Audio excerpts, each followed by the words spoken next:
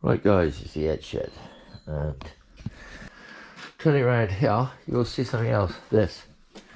Now what I've decided is finally I need to get this engine out. I need this engine out of this car. I need it out soon. So I'm getting it out. Now, as I said before, I don't know if you've ever done one of these, but believe me, they're big, they're heavy, and they don't like coming to pieces. So we're trying.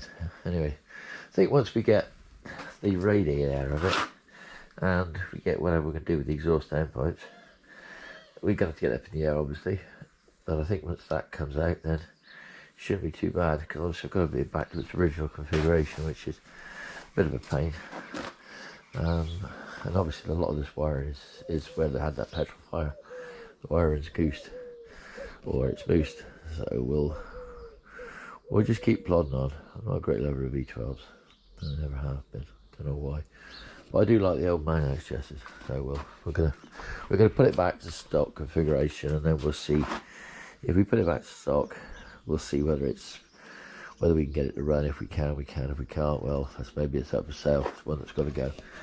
So, going to stop you there, guys, and say to be continued. Obviously, it's a bloody big job, and they're a bloody heavy engine. So, I'm hoping the old engine crane can manage it. Right, guys, it's the Edge Shed. It's Easter Sunday. I'm back in the shed, and I'm struggling with this. And I can honestly say, I wish I'd never started it, but I have. So, I started, so I'll finish. The answer.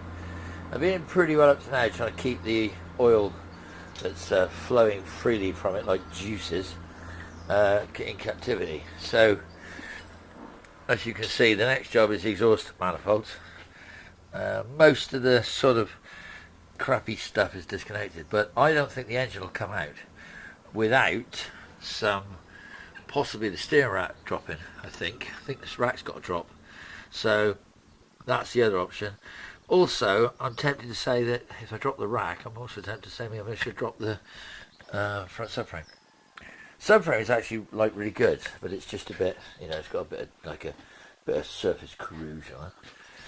Now, its next stuff is all that under there. I'm going to get the exhaust system off, and I'm not looking forward to the exhaust system, to be honest, guys. It's got a bit of rot in the front tip wells. Can sort that out once the engine's out. It's a bit lighter.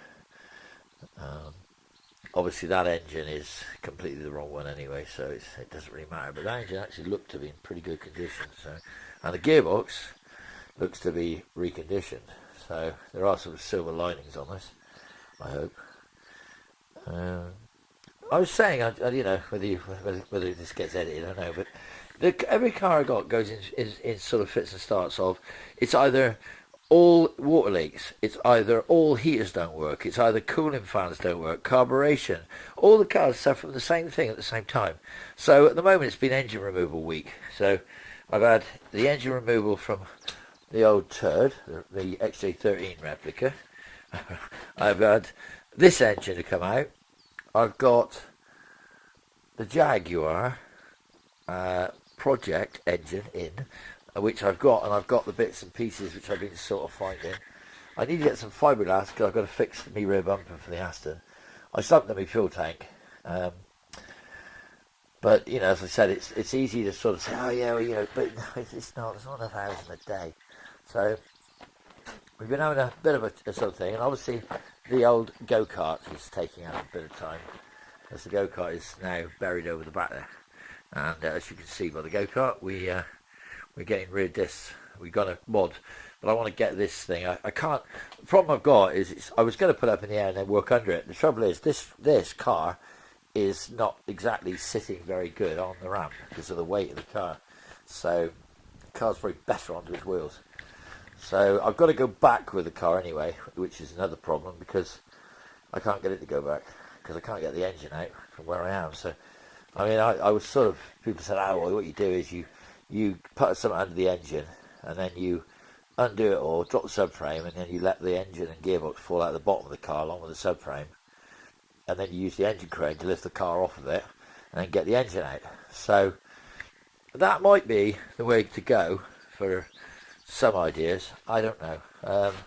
To do that, you're going to have to take the inlet manifolds off, so that might not be as difficult as it looks. So yeah, that's on the cards. There's a good chance that might happen. I mean, I don't think I'm going to get the angle for the engine to be able to get it, do it myself to pivot it up with my engine crane, with the amount of room I've got here between the mud and that.